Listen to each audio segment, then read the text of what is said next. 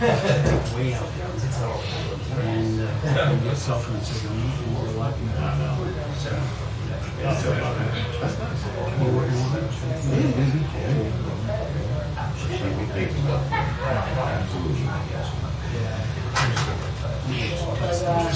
All right.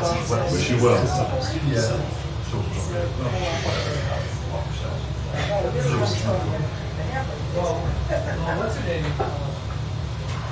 What's your number?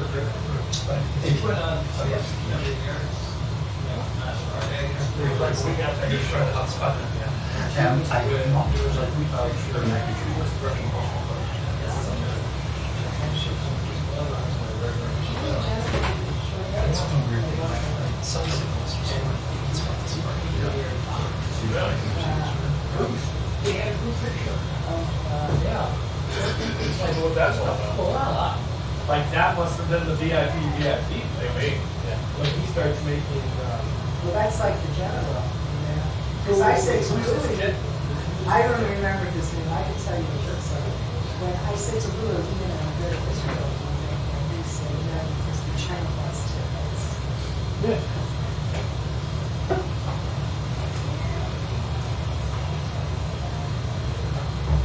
Oh, yeah.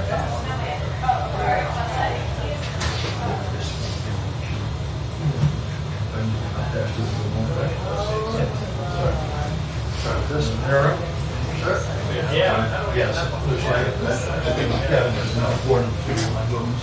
I mean, I don't know.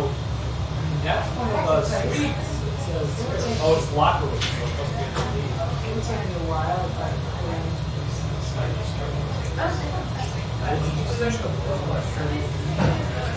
oh, yeah. That was actually funny. Yeah. I was shocked that he came in, but he was actually funny and good. Sometimes I would watch the shows. Yes. But then sometimes you have fears like you'll be the song. Yeah, so it's probably the same for a while. You cannot believe what's going on.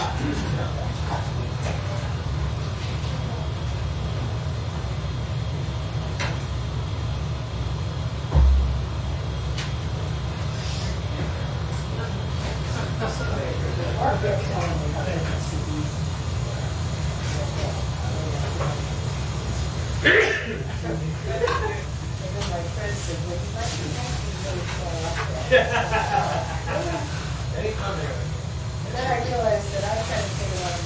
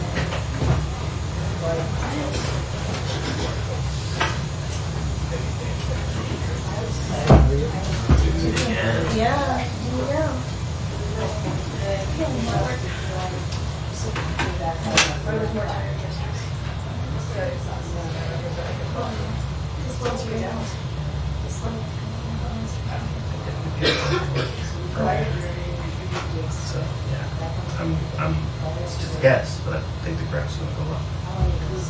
And out of the scale, I just have to staple something in the back. Is the Wi-Fi working today? I think it's working. It is working, but untrustworthy. Like my stepfather. Kind of on life support.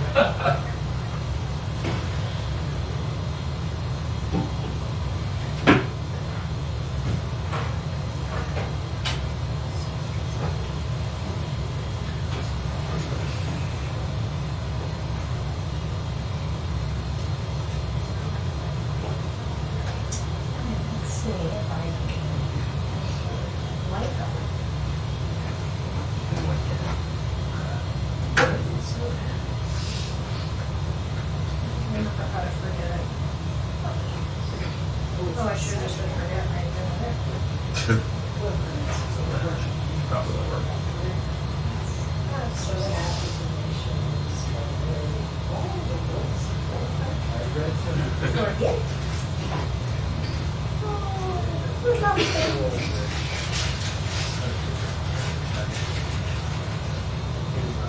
I like that you start off polite with the Wi-Fi. I assume that you would get Oh, it'll increasingly escalate. aggressive. You don't have to-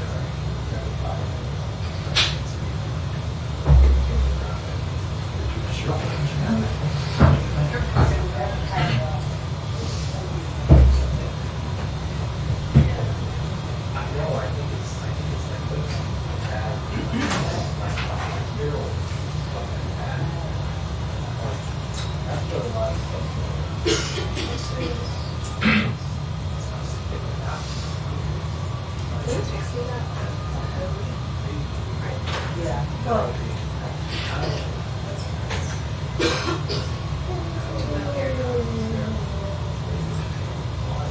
Is that the airdrop sound?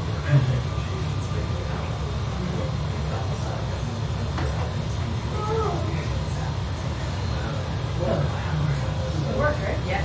Okay.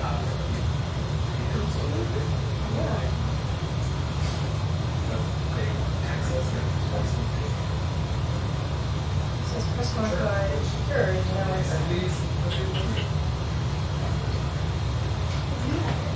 And I'm gonna press what? It is possible that it's discrimination. It did take me like 5 minutes.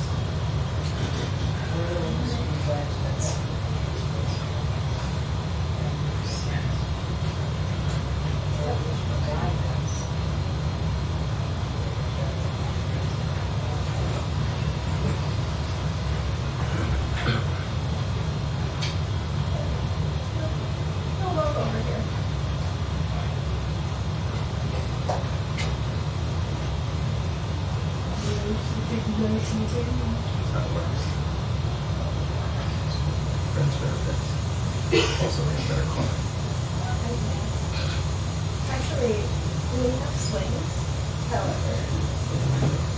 Pay cuts. Oh, But that's so wasteful. it's wasteful. It's also like, come on, guys. Wasteful and also.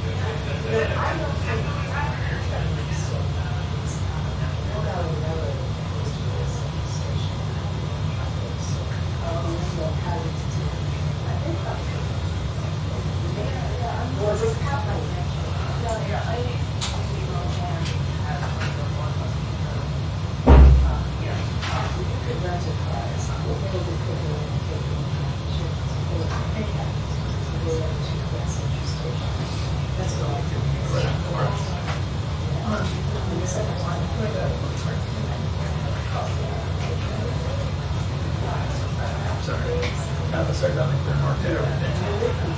Well, yes. That does sound lovely. Yes. It sounds like a lovely deal.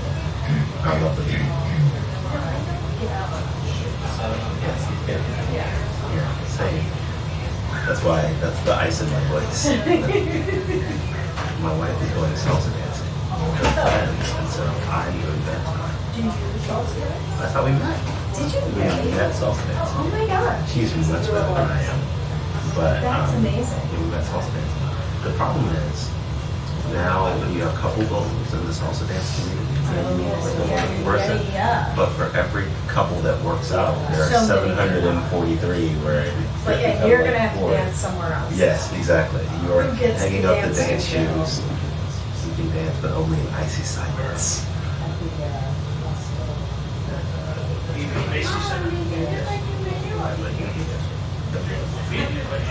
Like a beer or something like that? Oh, yeah. And it's not open. They do like, you know, a couple hours. Like happy hour. Yeah, the party goes. Still have it often more often than not. It's four late nights. Yeah.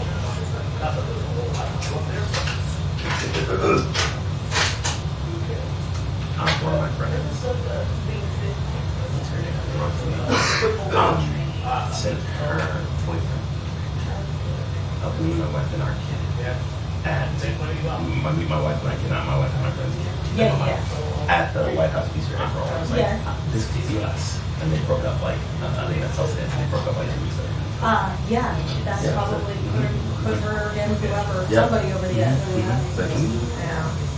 I thought we might like these very girls that much. So, stand up, cake and thing, but we got this thing. It's a little like that when you're at. So many generations. I think this person's 70% there. Yeah. But not all the like- way.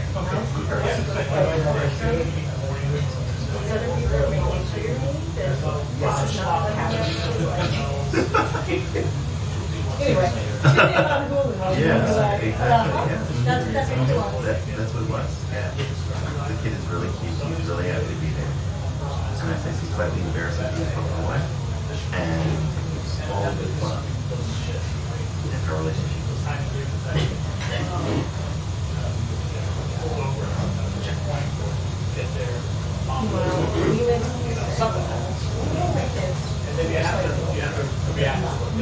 Sure. Yeah, sure. Oh, I see. I'm sorry. I immediately went to a dark place. No, it's just like I feel too. Yeah, sure. Sure, sure. And then like he's actually like I have to go like basically school Yeah. children and my husband and one picture and then I left. And then they were like, oh, this kind of sucks. And then I just got a lot of candy, 5 gallons of candy. Sure. And you could, We're still eating candy. but you get 5 gallons of candy without so much money. Yeah. And any other, Oh, we got a picture. that's true.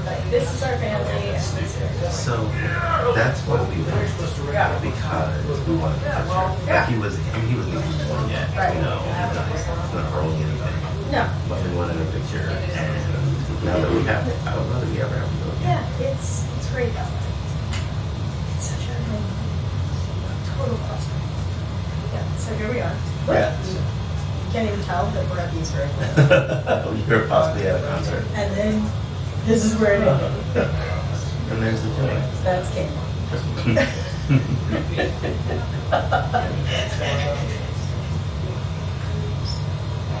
And they're like, yeah, my mom even needs to.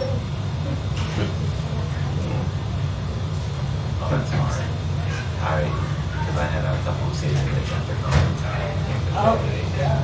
So all the pictures are, all colors going to be like 3 pictures in a row, 3 videos in a row of baby watching me on TV, which is cute and adorable until I'm like, oh, you know, they like woke up and had Mickey Mouse pancakes and I was, you know.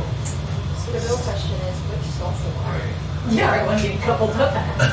See, don't get any See, ideas. don't get any ideas. It doesn't work. So they're called salsa socials because they're not really. I mean, there are places where you can go and dance with and they have it.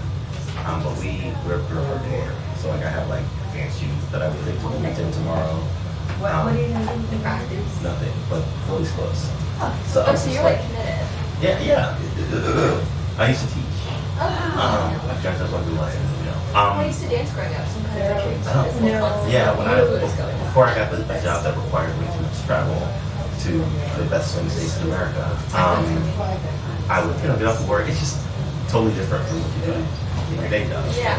And I really like Nice release. teaching grown-ups to like not have to be so grown-up and to just kind of like, because the hardest thing is to relax and to, you're a decent person who's good at everything you do, valedictorian, How many daughters? I feel like everybody here is kind of you're sitting in the second row, press B thing, right? What overachievers? What? I was valedictorian. We're all about to say our SATs. Somewhere, the salutatorian is watching on a feed, like, yes, you weren't him. Only in Got a better grade than Jim. middle school. But the fact that you had middle school valedictorians says everything about your upbringing. Was there a speech? Yeah. Oh, see? Yeah, there was a speech. Yeah, sure, 100%. So, the baseball salsa doesn't have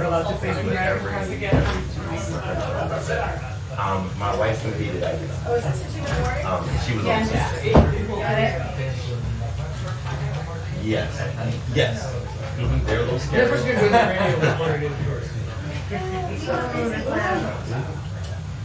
At your expense. Yeah, it's not just that. I'm the fool. Other than that.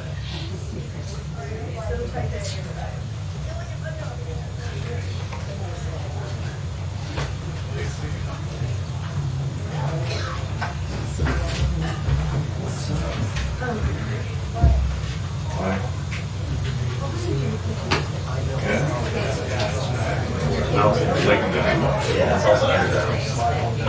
They do it like the first 30 Sundays of every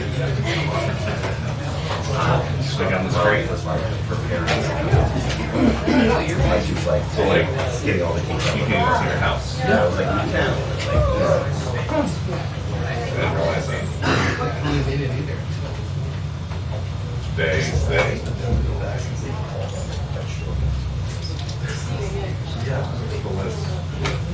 Should wear a There's another bug. There's been a lot of gnats. That's symbolic or something. That was clean. Big cat. That was there. It's like weird. Are you? For the event tonight. Yeah. Are you staying? No.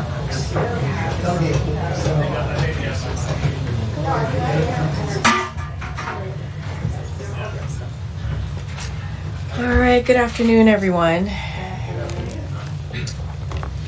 So next Thursday, President Biden and Vice President Harris will separately meet with President Zelensky of Ukraine at the White House. They will discuss U.S. support for Ukraine in its defense against Russian aggression and Ukraine's strategic planning.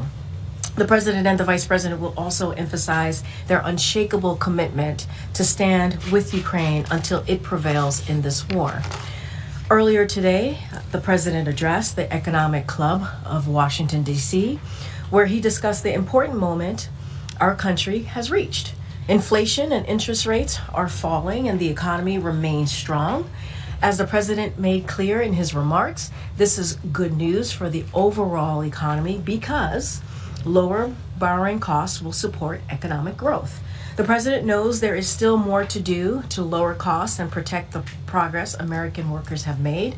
With that, I will turn it over to Jared Bernstein, who is back, Chair of the Council of Economic Advisors, to further discuss the progress our economy has made under the Biden-Harris administration. right, Jared, welcome back. Thank you. Thank you for inviting me back. It's a pleasure to be here. Thanks to Corinne and her team for helping accommodate my visit, and to the CEA staff who always help me be well prepared. Earlier today, as you just heard, the President talked about the progress we've made in helping to build a more prosperous and equitable economy on behalf of the American people.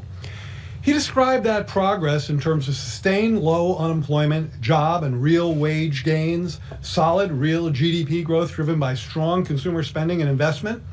He talked about the optimism embedded in the record 19 million people who have filed to start small businesses, the unsnarling of supply chains, the record energy production, the investment in key sectors of domestic production like clean energy and chips to ensure America's position in the global economy. And he marked this moment in our economic progress by citing the actions taken by the Federal Reserve yesterday to lower the benchmark interest rate they control, an action that will help lower the borrowing cost for homes, cars, credit cards, and borrowing to start or build a business. The Fed's action also underscores the historically unusual fact that all of the progress I just described occurred during a period of significant and critically important disinflation. Though these words, thankfully, did not appear in the President's remarks today, in CEA language, he was talking about the very low sacrifice ratio that has characterized this economic expansion. This ratio derives from the historically negative relationship between unemployment and inflation. It describes how many percentage points of unemployment, for example, we would have to accept to get inflation back down to its target. That concept is why, not that long ago, we saw prominent headlines and commentary assuring us that it would take much slower growth. One headline proclaimed a 100 chance of recession last year to achieve the disinflation that has occurred. And yet here we are with 6.5 percentage points of CPI disinflation and the solid economic conditions I described above. Quoting Chair Powell from yesterday, quote, "I don't see anything in the economy now that suggests the likelihood of a downturn is elevated. The U.S. economy is in a good place. More specifically, the economy is growing at a solid pace with inflation coming down closer to our 2% objective over time, and the labor market is in solid shape." Now, we underscore these dynamics in CEA's most recent blog post, if I can get figure 1, thank you. This is a blog post that you can get from the CEA website. What this shows is, in fact, inflation over the period where it went up and disinflated against a set of forecasts that were made by the blue chip forecasters, by CBO, by the Fed's FOMC SEP committee. And you see that the inflation forecasts were quite good, quite accurate. They pretty much follow the dark line, which is the actual line. Next slide. That gets very different when you look at the unemployment rate. In fact, the title of our blog is How the Economy Defied the Forecasts. Here we have the forecast predicting unemployment would have been very high in order to achieve that much disinflation. And in fact, what we have here in this shaded area is the most optimistic and the most pessimistic estimations of where the unemployment rate would be by the blue chip forecasters. These are the most optimistic because they're the lowest. We beat the most optimistic forecast when it came to unemployment. If, next slide please, if in fact the forecasts were correct, this is how much more unemployment we would have had, how much more unemployment households and American workers would have been stuck with if we hadn't beaten even the most optimistic forecast on unemployment. And you can see those numbers range from 1 to north of 5 million unemployed persons whose fate was avoided by the trends I've showed you thus far. And finally, figure 4 shows the same dynamic for GDP. Again, beating the most optimistic forecast of the blue chip, which in this case would be the upper part of the shaded area. I'll close with another important reference to the President's speech today.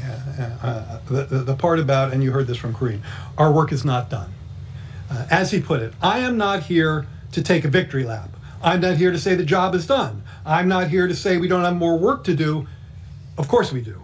Our cost-cutting agenda in particular is as urgent today as it was before the Fed acted, but that fact should not prevent anyone from recognizing the progress we've made, the expectation-defying ongoing expansion, and You're one of the people that the president would call if he has any questions about the American economy. I was curious to ask you, what would you say is an economic issue that the president these days is asking the most sort of probing questions to you about, whether it's a data point or a phenomenon or something that he's seeing in the economy? Well, I've been talking to the president a lot in the last few days, as have met many other members of the team in preparation for the speech he gave today. So I am ready with a very timely answer to that question. It's the same. It's a similar dynamic, similar conversation I've had with Joe Biden since I was his chief economist when he was the vice president. He wants to know how these economic developments, how the progress I've talked about today that he spoke about affects working families like the one he grew up in. And right now, that relates a lot to the interest rate cut. How does a cut in interest rate ripple through to the economic lives of working American families? And the answer that I shared with him, and I'll share with you, is lower costs of lending, lower costs of a mortgage, lower costs if you want to take out a loan to improve your home, lower costs of auto loans, credit cards if you want to start or expand a small business. Lower interest rates are really meaningful to people. It's one of the it's really one of the key economic variables in a lot of people's lives through that channel of borrowing costs, and that's certainly, I think, a timely example of things we've discussed lately. And how did you prepare him for the possibility of the Fed making the kind of cut that it did yesterday? Having conversations much like the one we discussed. I mean, we're very careful, as you know, to respect the independence of the Fed, but of course we're always going to talk about any important dynamic or variable in the economy, and so this is a conversation we've had, and it goes right to the impact of it goes right to the impact on the economic lives of the families we discussed. I think also part of this discussion has been about the trajectory of inflation. And here, I want to underscore something I said in my topper, but also the president leaned in today. Very important to him. We've had a lot of discussions about this. So direct answer to your question. He's been very interested in these predictions that said, sorry, you can't get this much disinflation, 6.5 points on the CPI, without accepting a much worse unemployment rate or much slower GDP growth. That is the more kind of traditional within those shaded areas in the figures I showed. And the president felt strongly that we were not going to achieve disinflation on the backs of working people. We needed to get there through improvements in the economy supply side, through energy production, through cost reductions in the areas where we've tried to do more of that. So maintaining the strong economy on behalf of working families while getting to lower inflation has been essential for rising real wages and incomes, and that's what we've seen. Hey, Chair. Thanks for being here. One of the issues that has still proven to be very difficult is getting housing prices down. Can you walk us through, do you have any kind of numbers to put on housing prices and the importance that they play within the CPI bundle in terms of, now that we've had the interest rate cut, how much more is our housing prices going to come down? And then I asked this question yesterday, but I want to ask you again. I mean, with the escalating tensions in the Middle East and the possibility of a broader regional war growing, how do you assess the impact on prices, both in terms of oil and other factors? Okay, so on housing prices, you're very much correct that the CPI as well, the CPI in particular, but the index I was showing earlier, which is the PCE, different index, they have heavy weights for housing, CPI in particular. In the CPI, the housing weight is, I think, around 35%. It's shelter is the single largest weight, I believe, in the CPI. And so it's very impactful. And one of the ways we showed that in a recent blog that we did, which I think, I commend to you because we really dive into your question on the CEA website, is we pointed out that if you look at core inflation over the past year in the CPI, that's inflation without energy and food, 3.2%. core inflation CPI without shelter, half of that, 1.6%. So it really gives you a flavor of how heavy that weight is. Now, there are two things going on with housing prices in the CPI. One is cyclical or mechanical, and the other is, or maybe call it, something, well, one is cyclical or mechanical, and the other is structural. So the mechanical part is that as rental inflation has rolled over, and it really has, I mean, the inflation of rents was highly elevated. It's now back to levels that we saw pre-pandemic, and this is rental inflation now, not the price level, but the inflation. As that has rolled over, most CPI analysts have expected that to filter into the index by now. We haven't seen that. It's a bit of a head scratcher. I think Powell talked about it yesterday. He referenced that the other part of shelter costs, owner equivalent rent, which I won't get into the details, that's been coming in stronger than expected. So, but simply based on the mechanics of the lags and the rollover in rental inflation, we still expect that to show up as easing in the CPI's housing component. But much more important from our perspective, and from the Biden administration, I'd say the Biden-Harris administration, because Vice President Harris has ambitious plans, is to deal with the structural problem. We have a 15-year in the making shortage of affordable housing in this country. 15 years in the making, millions of units shortfall. And this is a market failure. And when there's a market failure, even the most classically oriented economists believe that there's important space for government intervention. And Vice President Harris and President Biden have, I think, very important and in many cases tried and true policy measures that would help reduce that shortfall. Expanding the low-income housing tax credit, subsidizing developing and building in ways that would make those deals, that make those developments pencil out in a way that they don't right now. We could spend a lot more time talking about housing policy, but you can find it out there. I think addressing that shortfall is absolutely critical. I'd call it one of the biggest pieces of unfinished business we have, but we can't do it by ourselves. Congress needs to work with us, and there is zero reason why this should be a red or a blue or a D or an R issue. This shortage is pervasive in states across the nation. Middle East. On the Middle East, so when it comes to geopolitical conflict, there are other people who can stand up here and talk about that with more authority. What I'll say is, from an economic perspective, of course, we monitor that very closely, but I think it's instructive, important, and in the context of my discussion to you today about how working families are doing, the breathing room that folks have been getting from low gas prices at the pump relative to where we were a year ago is really remarkable, especially when you consider the extent of geopolitical conflict in an area where in an area of the world where energy is often produced and shipped. And this morning the gas price was $3.22 a gallon. I believe that's 68 cents per gallon down from where it was a year ago. That's real breathing room. It's one of the reasons why year-over-year CPI is 2.5% in the last read, close to where it was pre-pandemic.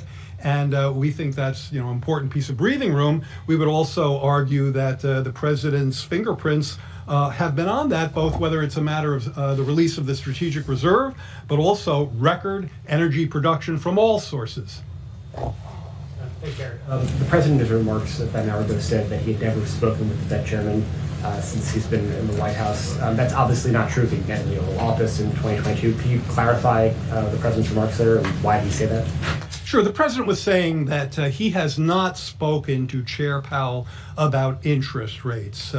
He did not pressure Powell and has never done so. And in fact, in the speech today, that was in the section about Fed independence and about the importance of respecting and honoring that independence. It's obviously a stark contrast with our predecessor. Never has the president spoken to Chair Powell about interest rates as president. Never has he pressured him. And the reason for that, and I speak to you now as an economic historian, is that countries where that independence have been compromised, economies where that independence have been compromised, have been brought to their knees by inflationary pressures time and time again. So by respecting the Fed's independence, the president has done a very important service and has made a real contribution to where we are today. But he spoke an hour ago, is that what you're saying? The president was saying he's not spoken to Chair Powell about interest rates as president. That's certainly what he meant, and he certainly didn't pressure him in that discussion that occurred in May of 22. Thanks, Jared. So this rate cut is colliding with presidential politics. At what point do you think Americans will start to feel the broad economic improvements that come with this rate cut? Would it happen before the election? Well, let me start with the political reference. I'd like to quote from you from a Wall Street Journal lead editorial a couple of days ago. Quote, "We don't agree with those who say a cut in rates this week is political or intended to help Kamala Harris." Now, I don't think the ed board of the Wall Street Journal is associated much with Democrats or liberals, so I take that as a statement that I very much agree with on the non-politicalization, I don't know how to say that word, on the fact that what Chair Powell was doing was monetary policy, not politics. Now, your more relevant question is about when people start to feel these interest rate cuts, right? That was the other thing you asked. Interestingly, the first part of that answer is already. Because of the priced-in dynamics, that is, the mortgage rate, we talked about housing a minute ago, you go back a few months, it was 7.5%. As of this morning, it was 6.1, I believe, 6.15 if I'm remembering correctly. That's a big step down, and that occurred before any Fed rate cuts took place, in large part due to the market expectations that those rate cuts were going to occur. So that's a priced-in effect. Now then there's the dynamics in in auto loans, in credit card loans, in business lending, and that can take anywhere from weeks to months to quarters. I think Powell talked about it rippling through. So that occurs with more of a lag, but some of it's already priced in. And do you think the Fed waited too long to cut rates? I'm not going to comment on Federal Reserve monetary policy. Wait a minute. Yeah, thanks. Jared, the previous president, no matter what the state of the economy, no matter what was going on, every single good thing that happened, he personally took credit for immediately, saying this is the best economy ever, we've had more jobs ever than anywhere in the universe, etc. Should this president have done the same thing in order to cheerlead more and get people that are more excited about the state of things? I'm an economic advisor and I try to stay in my lane. I have, over the course of my long relationship with President Biden, tried to give him a little political advice, and frankly, he doesn't want to hear it from me, and I respect that. But let me say the following, what your question makes me think. I think that where I go with that is, what measures has President Biden taken wherein those policies help to lower inflation, help to tackle some of its causes, help to get us where we are today? Because I think that's actually an important part of this explanation. One of them we already talked about. By respecting the independence of the Federal Reserve, after his predecessor repeatedly criticized the Fed and undermined its independence, simply by respecting that independence, that helped give them the space to do the monetary policy they believed to be needed to get us here. As I mentioned again, and he cited this in his speech today, he unleashed record energy production to lower gas prices. He brought together, this is one of my personal favorites, he brought together business and labor to fix our supply chains. This is the unsnarling of supply chains that was so important to the disinflation. And one of the charts that we highlight a lot at CEA is, if you look at measures of supply side snarling, supply side constraints, and you plot them against the commodities or the good components within the CPI, they track each other very closely. In fact, I'll make sure to put that up on my Twitter feed, EconJared46. Give me a follow. Later today, to show, and that is something that comes directly from the Supply Side Disruption Task Force, of which I and my colleagues here were card-carrying members, and now he's rebuilding our infrastructure and investing in the manufacturing sector to strengthen these chains. He took on Big Pharma to lower prescription drug costs. So these are concrete measures that we've taken to help get us to where we are, and I would argue President, Vice President's fingerprints are on these results. Thanks for being here. Vice President Harris has a housing plan to bill President about 3 million units. Should she become president, and should that legislation get passed? How important would you say was the rate cut? Should her plan see the light of day? How important was it for the Fed to start lowering those rates? I think when I without getting into again the Fed's monetary policy or where they're going with interest rates, my initial comments about how important lower interest rates are to consumers certainly applies to people with a mortgage, looking for a mortgage, thinking about refinancing. I actually think it's a pretty different bucket relative to the housing supply policies. I'll say more about the 3 million units. I'll say more about that in a second. But one thing that I think and hope will happen is that there are a lot of people, and actually Paolo talked about this as well, but we've been talking about this for a while. There are a lot of people locked into their current mortgages, okay? They want to move. You know, I've heard stories about divorced couples that want to move, but they're stuck in their house together because they have a 3% mortgage, and what's out there in the market has been a lot higher. One of the things I think we see when mortgage rates start coming down, and I've talked to a lot of experts to try to figure out what that number might be, is the unlocking of that lock-in effect. Now, that doesn't necessarily lead to a lot more housing supply the way her or the president's policies would, but it does create more churn. And people who are stuck in a starter home, they move to a different house, and that starter home becomes open, and that's the first rung on the ladder for families trying to get build their wealth through home ownership. So that churn is actually, I think, would be quite helpful, and as mortgage rates come down, we expect to see that. When it comes to building 3 million affordable units, again, I won't go through the policy description I did a minute ago, but I will talk about one, the low-income housing tax credit, of which expansion is a big part of both her and the president's agenda. Expanding LIHTC, which is a tried and true program for building affordable multifamily households, so this is on the rental side of the equation, is a policy that the banks like because they buy the credits from the developers. The developers like it because it makes the buildings pencil out. And housing advocates for low-income renters like it. That's a pretty rare triumvirate. So expanding LIHTC is a great idea, as is, I mentioned earlier, a set of subsidies and tax credits to make building affordable housing pencil out in a way that it does not do so now. We also have some measures that help ease some land use restrictions. I won't go into them now in the interest of time, but I think we have a powerful agenda in that space. Thanks, Jared. Last night, the former president proposed a temporary cap on credit card interest rates at around 10%. Is that something that the Biden-Harris administration thinks is a good idea?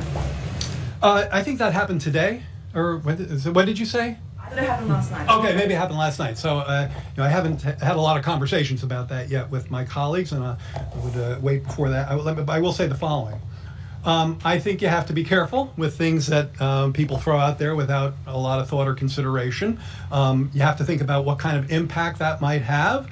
There's risk factors that go into that kind of a policy that might make it harder for a lot of people who need credit to be able to get it because companies won't sell it to them. So I think you have to be careful about unintended consequences.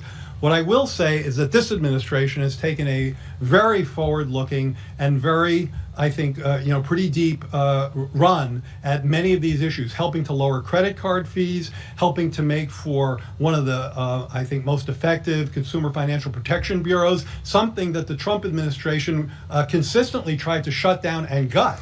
So when it comes to protecting consumers, this administration, I think, has a track record that isn't just about throwing off ideas that may or may not be effective. Okay. Jeremy. Thanks. Two quick questions. One, the president in his speech today said that he expects interest rates to continue to fall. What gives him that confidence? I think what the president said was a reference to the SEP, the Survey of Economic Projections, that comes out with the Fed report yesterday, where members of the Federal Open Market Committee put where they think interest rates are going. So he was simply referring to the published SEP. The Congress is going to have to, before they leave, pass a short-term spending bill of some kind. That there seems to be talks between 3 months and 6 months. Does the council have a preference for kind of how that's worked out, how long it lasts? I think the way we would put it from the council and probably from the administration writ large is that, well, let me tell you where we would put it from the council. So we are at an economic moment that I hope I've conveyed to you today is unique, is strong, is leading to real wage and income gains, disinflation amidst strong growth, lower inflation, lower interest rates, wages and incomes growing. This is a solid economy. You heard my quotes from Chair Powell yesterday, and it's an economy that is getting back to the kinds of conditions that we've wanted to see for a long time. Making an own goal kick in that economy is not only a bad idea, it's malpractice. It doesn't, it's not like it's not like government shutdowns, send the economy off a cliff, but they are a negative. They do lead to losses. Now, sometimes those losses are made up on the other side of the shutdown, but there is no reason for us to go through that. There's never a good time for that own goal kick, and it's particularly bad now. The only path forward is through bipartisanship. House Republicans should stop wasting time and work across the aisle to pass a short-term bill to keep the government open and provide emergency funding for disasters. Congress knows how to do this. It's not complicated. They've done it on a bipartisan basis many times. Given the economic conditions I've been touting here today, given what we saw yesterday, given the information in the president's speech, this is no time to be playing those kinds of games. Thank Jared, you so much, in the Jared. farm bill, Thank you. farm bill, No, farmers thank you. and ranchers. Thank wanna you so know? much. Jared, Thank farm you. bill, All right.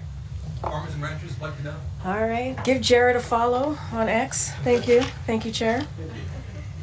Actually don't have anything else. Go ahead. See? Thanks, Corinne. First for you, escalating tensions along the Israel-Lebanese border. This morning, right now, potentially ongoing bombing and shelling across the border. Has the president tried to contain that front since October 7th? The administration held that out in the days after as a success. Has he reached the limits of his influence there in terms of keeping a lid on what had been a sibling conflict from growing into a larger conflagration? As you said, we've spoken about this and our concerns, and so we've been very clear about this. Our commitment, obviously, to Israel's security is ironclad. We are unwavering, waving against all Iran-backed threats, including Hezbollah. And what we have said, and I think this is kind of the question that you asked to me, is like the diplomatic resolution is achievable. That's what we still believe. It is urgent, obviously.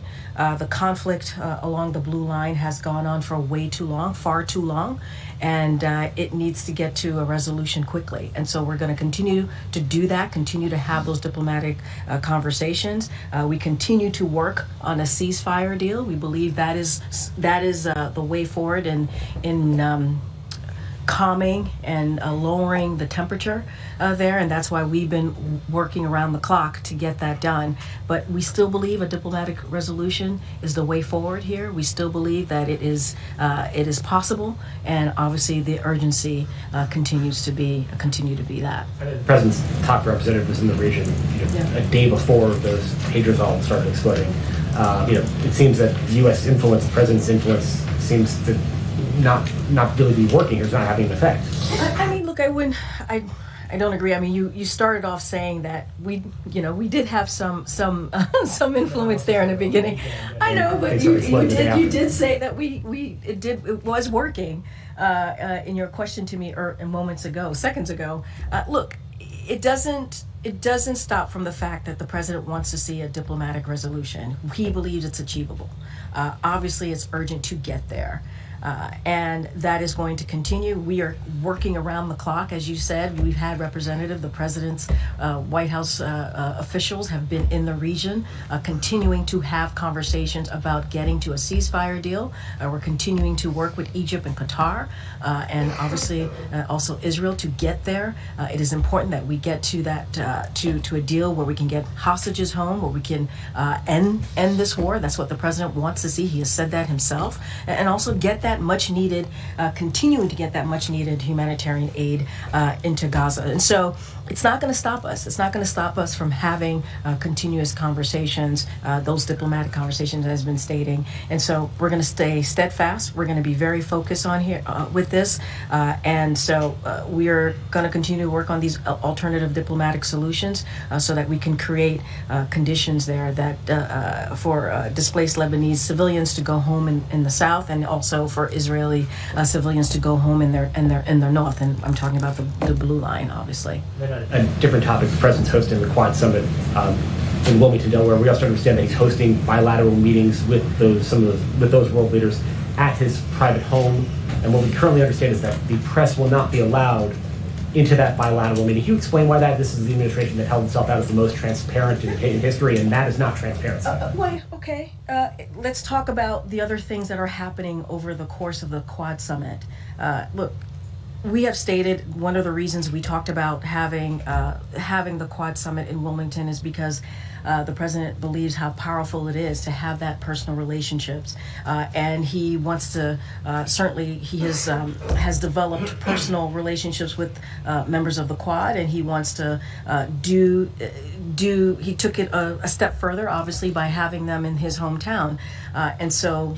Diplomacy he sees as personal, politics is personal, foreign policy is personal, but we do believe there is going to be plenty of opportunities for press to have access. And I'll just to walk through a couple of things that we are going to be providing, and the availability that you all will have. The Quad will have extensive press access and will be covered by all 4 countries' pools. There will be 3 individual leader greets at Archmere Academy, where the president attended school. There will be a Quad family photo. There will be 2 major events, including a leaders level meeting of the Quad at a Newsy Cancer moonshot event. And press will also see all of the leaders depart on Saturday evening after their intimate leaders dinner.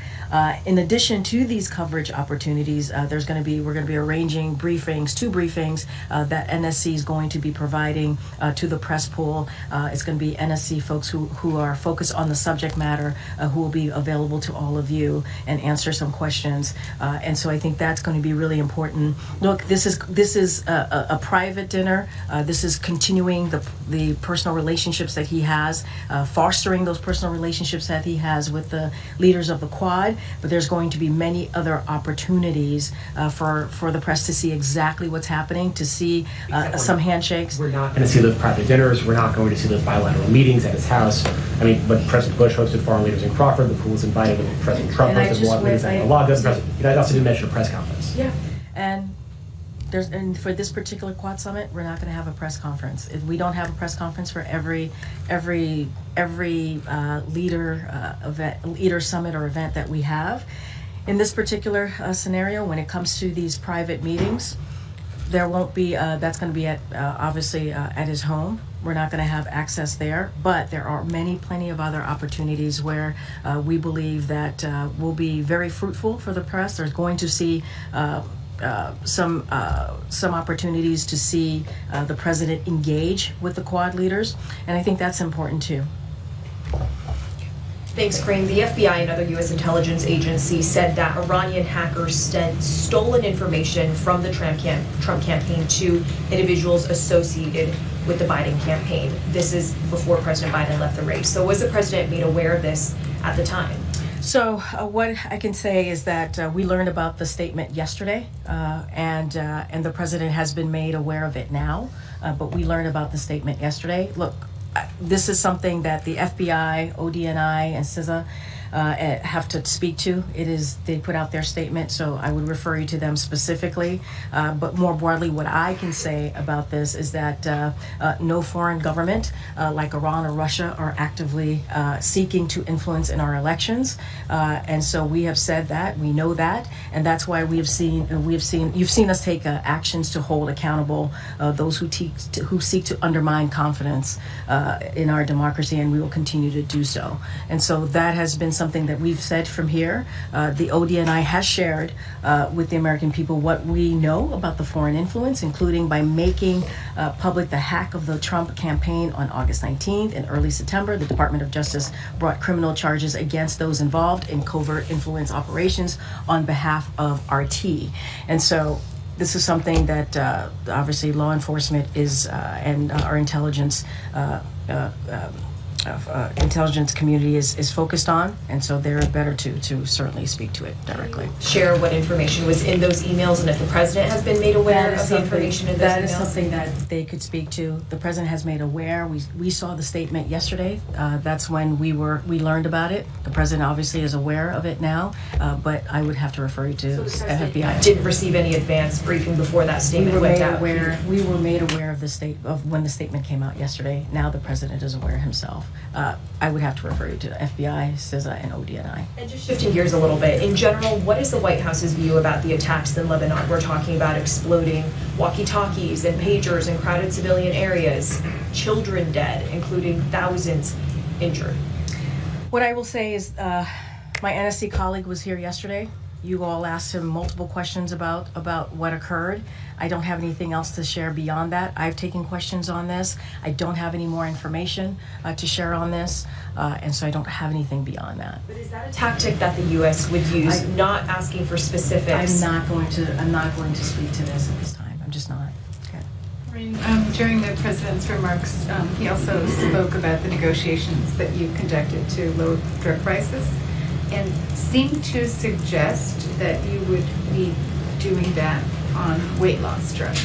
It was kind of an incomplete sentence. He said, watch, we're doing this on weight, or, so can you just give us a... He said, watch. I don't have anything else to share. I don't have an announcement to make. Words. I don't have anything else to add. As you know, one of the things that came out of the Inflation Reduction Act is to make sure that we did everything that we can to lower healthcare drugs, prescription drugs, and that's what you see. You saw the president was able to beat Big Pharma, and so that is important to the American people, lowering those really critical drugs that they need just to survive. You've heard stories about whether folks are dealing with cancer or diabetes and how much they get charged by big pharmaceuticals, and now we're in a position where we can lower those drugs. I don't have anything to say or add beyond what the president shared today.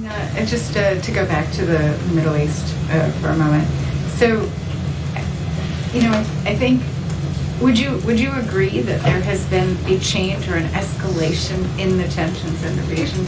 And are you concerned about that? And what are you doing to tamp down on We that? have said we are concerned about the tension and afraid and concerned about potential escalation. We have said that in the Middle East. We've been very clear. And we've also said that the way to move forward is diplomatic resolution. We think it is achievable. Obviously, it is urgent.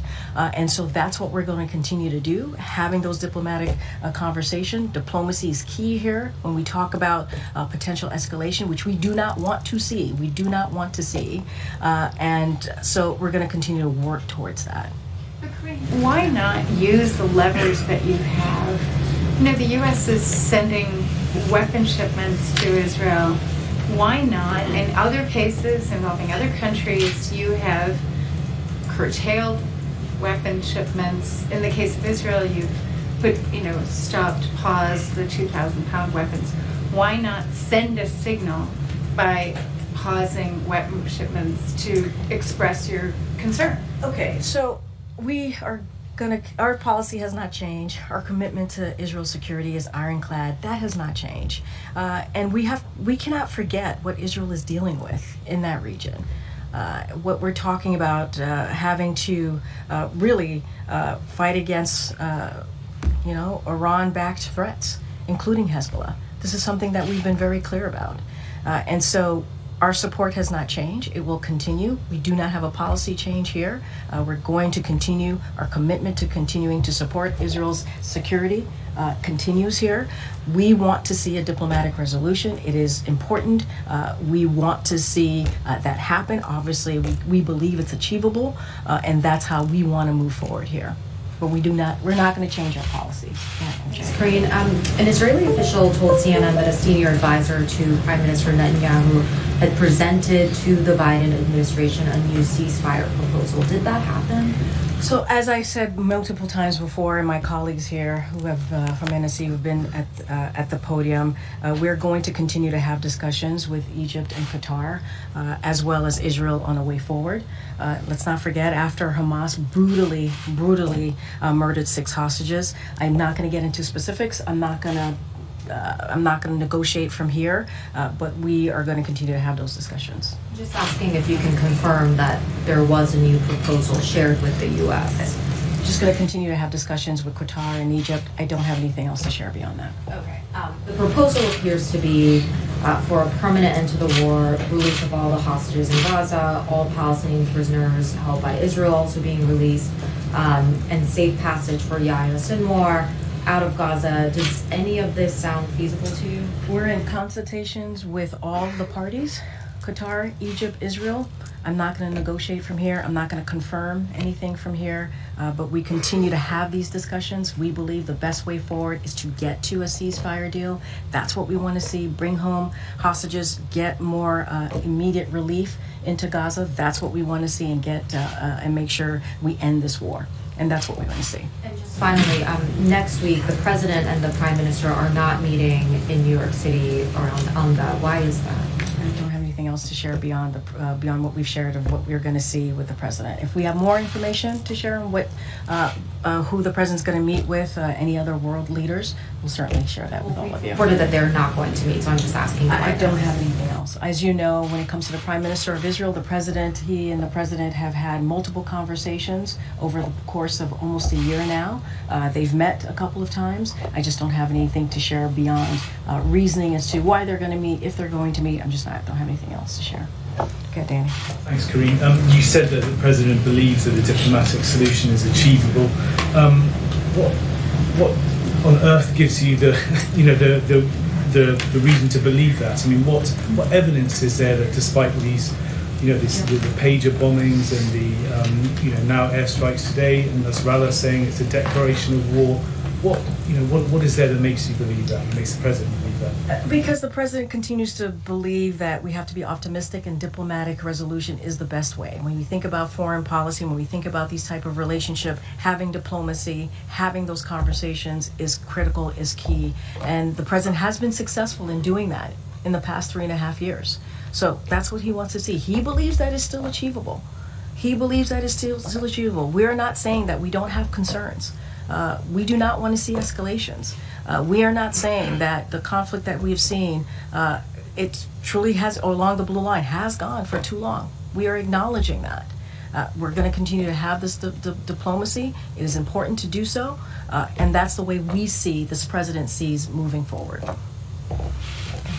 Yeah. The First Lady will be traveling to Mexico October the 1st to attend the inauguration event of Claudia Sheinbaum. Vladimir Putin is also invited to the event. Is that potential encounter something that worries the White House? No. Considering the relevance and the influence the U.S. has in the region, in the Middle East, considering that you provide most of the arms, what do you think is the precise goal Israel has in these attacks in Lebanon? I can't speak to any of. I can't speak to this. I'm just going to leave it where we have been in the last 2 days. You heard from my colleague yesterday. Look, going back to the inauguration in Mexico, the First Lady, I talked about this yesterday. She's looking forward to being there. It's a historic moment. That's going to be her focus in supporting the president-elect and being there with the U.S. delegation, where she's very much looking forward to it. I'm not going to speak to what President Putin is going to do or not do. Thanks, Karine. And thank you for clarifying when the president first learned of this Iranian influence campaign or attempts to reach people associated with the campaign. Now, what is now the Harris-Walz campaign says it was people associated with the campaign, not campaign staffers, who received emails from Iranian hackers. Were any of those people associated with the campaign, as they put it, members of the Biden family? I would have to refer you to FBI, CISA, and ODNI on this. They can speak to the specifics. I would also have to refer you to the campaign. And, well, that's the thing. Yeah. He's not a member of the campaign anymore, and apparently these people weren't either. That's why we're asking you here at the White House. And this is something that the FBI, CISA, and ODNI can speak to. I cannot speak to that So from whether any here. of these people were White House officials who weren't on the Wilmington payroll at the time, being contacted through their personal email, you couldn't say. You have to speak to FBI, ODNI, and CISA on this one. Regarding the Quad, is the Vice President attending any of the meetings on Saturday? She will not be attending any of the meetings on Saturday. The decision not to allow reporters to see the bilaterals that he'll be having Friday afternoon and Saturday, does this have something to do with the foreign press pools from India, Japan, and Australia? Is there a security concern with having them on the grounds of his home? What I can say is the president wants to have a personal moment with the leaders. This is relationships that he has had with leaders of the Quad throughout, obviously, his tenure here as president. He wanted to have continue to foster those personal relationships. He wanted to have a private moment with them, continue to grow those relationships. That's what this is about. But not... The fact also that he's not having a press conference around this, was that a request of any of the other governments? I can't speak to private conversations that our folks at NSC are having with the different countries. I don't have anything to add to that. What I want to say is, it is important to him inviting them to Wilmington, his home state, his home city, his home state, obviously Delaware. It was important for him to have these personal touches. It was important to him to do something that he hadn't done before. Bring him to his home, bring him to his home city. But there's going to be plenty of opportunities. It's not like we're not allowing all of you to see many other things that are going to develop throughout the day. I mean, I just went through them. A Quad family photo. He's going to take them to his high school. You all are going to be there. There's going to be some really important announcement about Cancer Moonshot. You all are going to be there. There's going to be an opportunity to see them when they leave on Saturday as well, depart. You'll see him saying goodbye to the leaders on Saturday. There's going to be, but can you also appreciate, I hear you all, but can you also appreciate that we have created other opportunities? There is this one. Photo ops. That's what you've created. They're not a press conference, which we would prefer. And what I was going to suggest is what baffles people in this room, especially for those who are watching this and wondering why on earth do we harp on these kinds of things. What baffles us is this is a president who from day one committed to be the most transparent president possible, who has given speeches at various events saying that he stands for and respects the freedom of the press. And here is a great opportunity to stand with the leader of the world's largest democracy, India, and two other key democracies, who are from a region of the world that is struggling to maintain democracy. Why not face questions from reporters and a free press? So which part? That Okay, so which part are you asking me about? Are you asking me about why going? Are we being allowed to see these meetings in the House, and why is there no press conference? Okay, which I think was the crux of the negotiations, or at least the conversations that went on earlier today. I hear you, but there are two things that I'm being asked. So let me. Not every opportunity that we have when we do have these foreign leaders here do we have a press conference. That is not unusual. We have gone many times back and forth about. I totally understand. There's been some bilats, there's been some other visit where there has not been some press conferences, right? That is not unusual. We've had conversation. Excuse me. I'm not speaking to you. I really am not. Let me have my conversation with Ed. Thank you. And so it is not unusual for us to have this back and forth and talk about why it is happening or not happening. So that is, I'll put that there. The other part is this is an opportunity for the president to have a personal moment with the leaders. We have created other opportunities for you all to see him with those leaders, standing with those leaders, shaking hands with the leaders, giving them opportunities to see his high school, right? Places where that he's very much connected to, that you all will see. He's going to make a really important announcement about the cancer moonshot. We believe, and I know there's a difference of agreement here, right, is that there's going to be plenty of opportunities for press to have access to see him with these other leaders. And so we have made sure, and I think people actually care about photo ops. Photo ops are indeed important because and maybe there'll be questions taken during those photo ops. You never know, right? But a formal press conference on this trip is not going to happen. With this particular event, is not going to happen. We have gone back and forth on many other events, so that's what I'm saying is not unusual. We wanted to make sure that there were plenty of press access throughout the day, and we believe we have done that. And let's see how the day goes. Let's see how the day goes on Saturday. I just wanted to be there when Modi gets to see the Corvette. That's all. But say that. I'm sorry. So we want to be there when Modi gets to see the Corvette. That's all. Oh, the Corvette. On an unrelated matter, yes. The Republican gubernatorial candidate in North Carolina apparently is not dropping out despite pressure from his party and some pretty salacious news reports.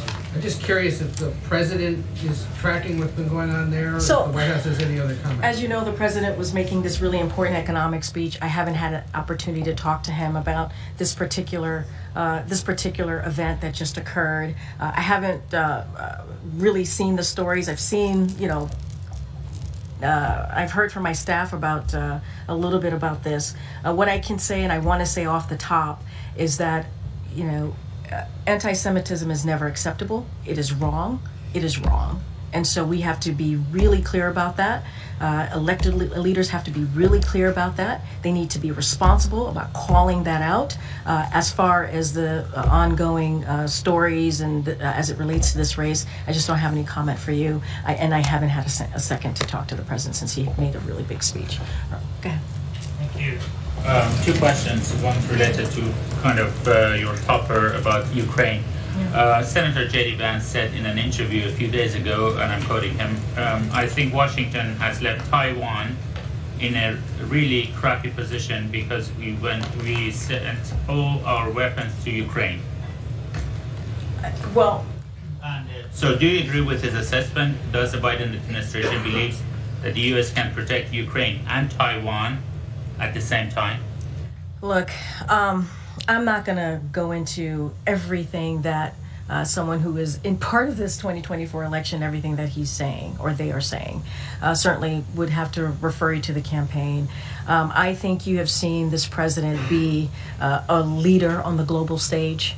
I think you have seen a president that has brought partners together and allies together to certainly show support for Ukraine. It is not just the U.S. that is engaging and giving that support to Ukraine. You see that from our allies, from our NATO allies, from 50 other countries. And so that is happening because this president has leadership and showed leadership. And we've been very clear about the one China policy. That has not changed. And so certainly we'll continue to be there for our partners and our allies out there. I just don't have I'm not going to respond to everything that's been said out there on the campaign trail. And that's something I'm going to do from here. And on Lebanon, if I might try my luck. Sure. The past 2 days, the administration kept the position of we were not involved and we did not have any knowledge about it. So my question is, but you've seen what the people in Lebanon endured. Do you think that was act of terrorism? I'm just not going to get into it from here. Look, obviously children being harmed, people being harmed is difficult to see and not something that we want to see. But as it relates to any information or anything that occurred the last 2 days as it relates to the pagers or the walkie-talkies, I don't have anything else to share beyond here. You heard from my NSC colleague directly as well. I just don't have anything else to share. Go ahead. Thanks, Grant. The mayor of Springfield, Ohio, has issued a proclamation claiming temporary emergency powers that are intended to mitigate public safety concerns. Obviously in the wake of the smear of Haitian migrants in that city. Separately, former President Trump says he will visit there in the next couple of weeks. I understand you have constraints as to what you can say relating to your campaign, But in general, from a public order or community tension perspective, what do you think about that? Look, again, and we have said this multiple times, you've heard the president, you've heard the vice president. It is, and speaking about this more broadly, it is shameful to continue to spread this type of conspiracy theory. It has been debunked by the mayor of Springfield, by the governor, and the city manager, the police department on the ground. And to continue to spread this type of hateful smear is it's just quite unbelievable that we're doing this, especially when we're talking about leaders who are supposed to protect communities. And it causes harm. It causes harm to everyone. And as you can see from the actions that they have to take on the ground to protect people. And so, look, we are going to continue to denounce this. We should not be tearing our communities apart. This is a president and vice president that believes in bringing our communities together, and that's what we're going to continue to see. Our communities together, and that's what we're going to continue to see. We have to bring down the temperature in politics.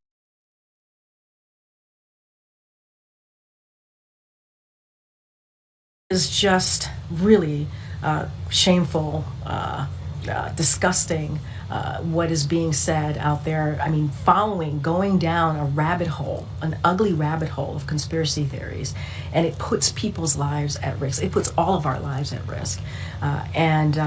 So it is unfortunate that the city of Springfield has to deal with this, and so we're going to continue to call that out. I do want to say a couple of things that we have been able to provide as security assistance support for Springfield. We tasked DOJ's Community Relations Service to Springfield to help the community come together and enhance their ability to prevent conflict. Provided 4 bomb sniffing dogs to help the community ensure buildings are safe and they can respond to incoming threats. And DHS security personnel is working with Springfield and Ohio officials to support the needs of the community. But again, these are hateful smears. They're conspiracy theories, as you know, but I want to make very, very clear from here. Just on that point, you said, if I heard you correctly, 4 bomb-sniffing dogs. We provided 4 bomb-sniffing dogs to help the community ensure buildings are safe and they respond to incoming threats. Requested by the community, do you know, or is that a proactive thing? It's something that we've been in touch, obviously, with Springfield, the community in Springfield, and so providing the assistance and trying to give them support that they need. Which is not unusual when we're in this type of situation and environment. All right, we're going to start wrapping it up. Go ahead, Kate. Corinne, on the subject of arms sales to Israel, Senator Bernie Sanders, an ally of the president, said he's preparing resolutions to block $20 billion in arms sales to Israel. It's a long shot effort, but what's the White House's response to that? Our commitment continues to be clear-eyed. We are committed to Israel's security. That is ironclad. Our policy has not changed. We believe Israel has the right to defend itself, especially against Iran-backed militias like Hezbollah, and so we're going to continue to do that. That has not changed. And obviously, we want to have diplomatic resolution here to the tensions that we're seeing in the Middle East. We do not want to see an escalation. We believe that's achievable, and obviously, it's incredibly urgent. All right, Naomi. Earlier this week, the White House touted August data from Customs and Border Protection. Is there any plans within the administration to roll back the part of the president's border EO as it pertains to asylum seekers? So, as you mentioned, in the August data came back, and it showed that July and August saw the lowest encounters since September of 2020. Encounters of August 2024 were down 68%, lower than August of 2023. Average daily encounters have decreased by 50% since the executive actions. And so we've taken this action because congressional Republicans refused to act. And so, look, we're going to continue to deal with an issue that majority of Americans care about, right? Which is making sure that the border's protected, dealing with the border security without the help of congressional Republicans who have gotten in the way and do not want to provide more assistance, more resources.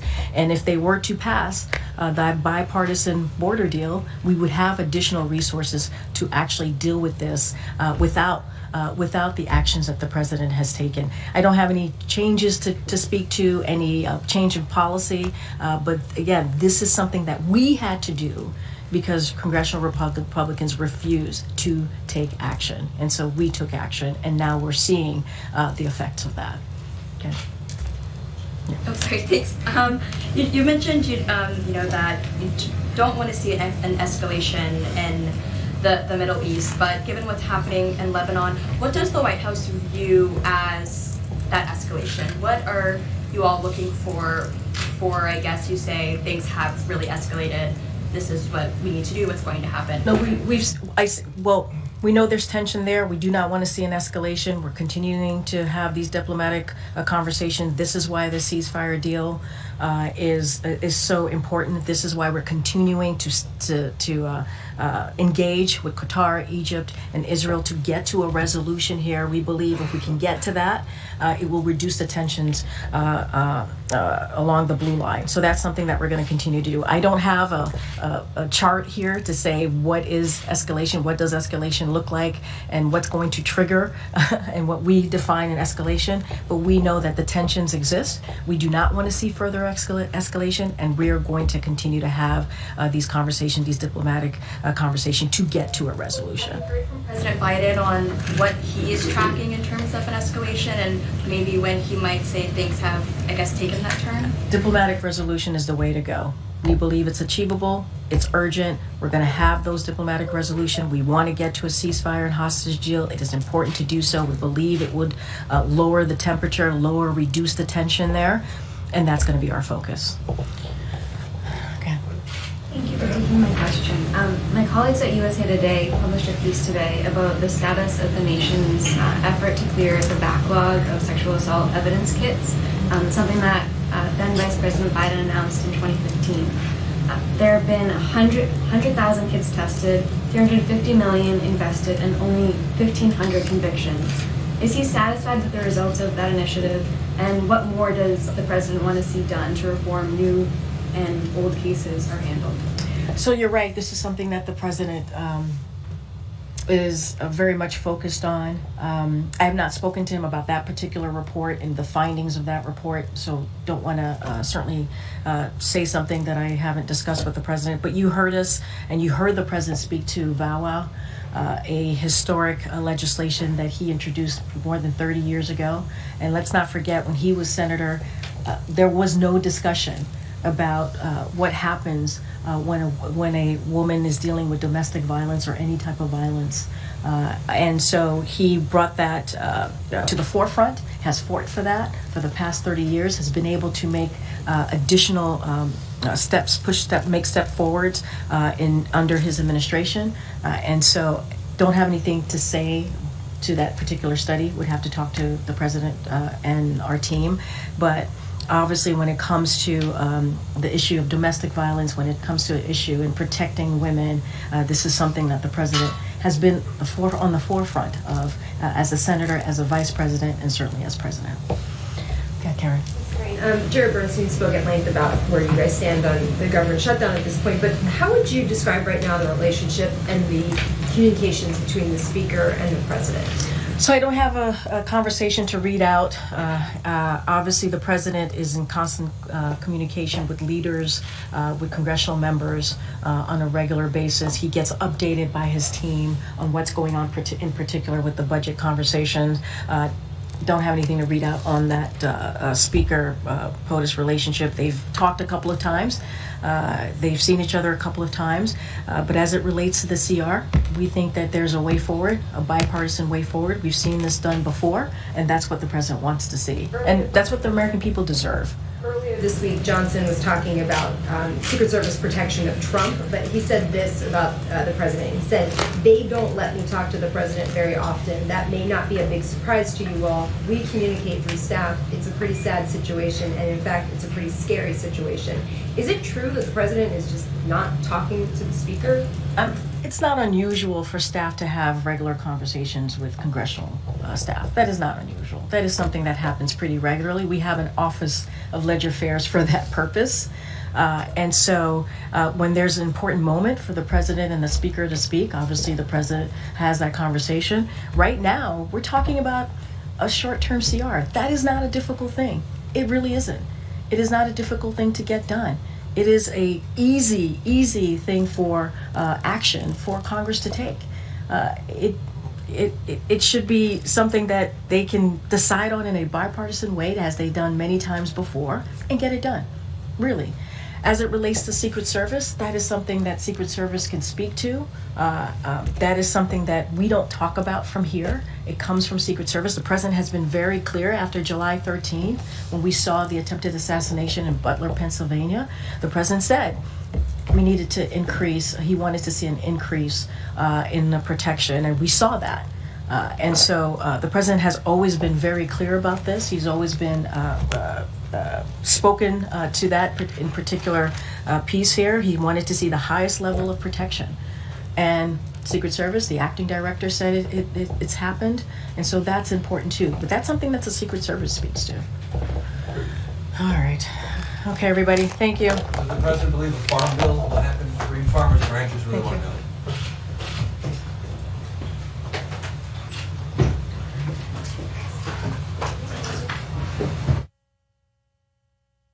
华人看世界，尽在华人资讯网好视频。华人看世界尽。